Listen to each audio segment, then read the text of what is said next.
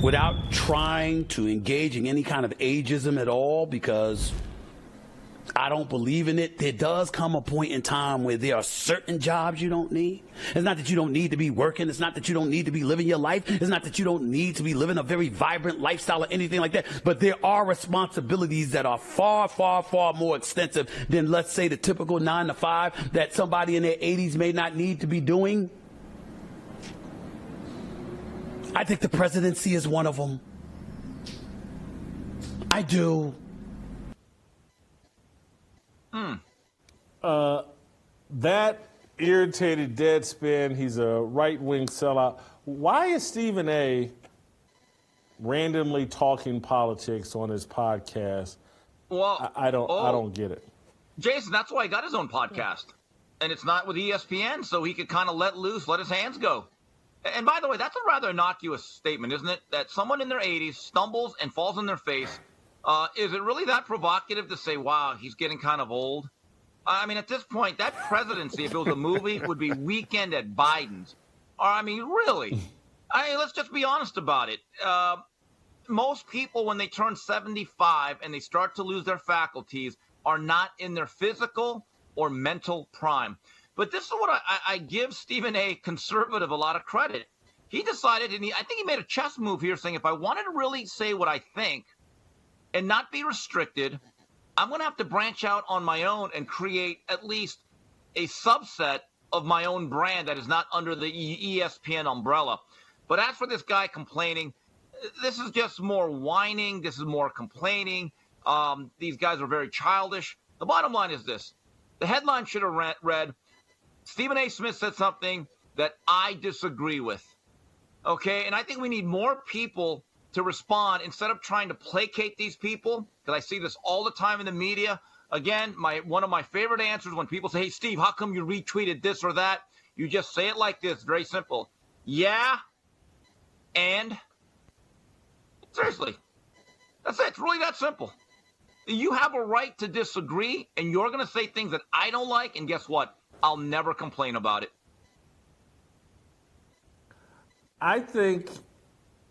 I just don't think Stephen A. is being authentic. I think he's pretending, like Steve says, to be political and say provocative things, but he's really not. He knows how woke ESPN and Disney are, and so he goes out and plays Republican light to try to have a more well-rounded audience and to try not to get swept up in Disney's wokeness. You think Republican light, like, because I would still say there's no way he would ever admit to being on the right side of anything. He seems like he's not Mitt Romney. Mitt Romney's Republican right. He's, at best, he would be a Joe Manchin, and I don't think he is because he's a race baiter. So what I'm trying to figure out with Stephen A. is it seems to me, because he had Clay Travis on his podcast, that had some controversy around it. He's gone on with Sean Hannity, but he's also drawing these really stupid lines where he's saying, oh, I would never engage with somebody like Tucker Carlson, the most interesting man on television. Wouldn't talk to that guy. So I don't know what he's doing. Looking light. I guess, but I mean, Democrats didn't used to be so weird. Like, all he's saying is, yeah, I'm willing to have a conversation with the people that you guys won't kill me over. That's. I mean, is Robert F. Kennedy Jr. Republican light, in your view? No, Robert F. Kennedy Jr. is running as a Democrat. Well, right, and I think Stephen A. would too. You think Stephen A. is a Republican? No, I think he's trying, again, Republican light is another way of saying rhino. Republican in name only. It's phony. It's you're saying Romney. He's uniparty. He's just an opportunist. He's just trying to build a brand that's open to everybody. Do you think there's a chance he knows that the sports world is collapsing and that he's going to have to expand outside of his stupid Jordan versus LeBron debates at some point once all this cord cutting is through and if he wants to keep a career? Because he's not that old.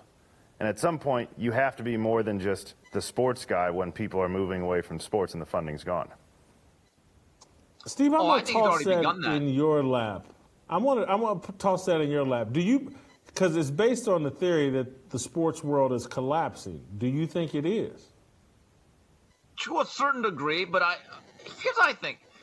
What Stephen A. just said right there in that clip is not all that provocative. Again, he said that an 85-year-old plus guy is not in his physical prime, and maybe he shouldn't be a president. That's not even all that partisan. I mean, let's just be honest about it. If that was a Republican who did the same thing and stumbled, you know, I'd be like, boy, this is an issue. And I think there's a belief on both sides of the aisle, we need younger leadership in this country. Okay? So with that said, Stephen A. Smith believes that he is now a personality. Like, he wants to do other things. I think I read a story where he might want to start acting. So it's very obvious to me that Stephen A. in his own mind, hey, I'm more than just sports. I want to talk about more than just, right, LeBron versus MJ.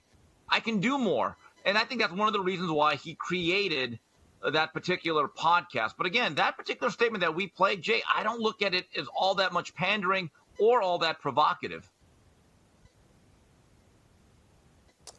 I'm trying to figure out, so you don't think, what I mean by the sports world collapsing is the funding from all of the cable bundles and everything being employed by all of these networks. You're not going to be able to continue to just get handed these 12, 14, $15 million jobs.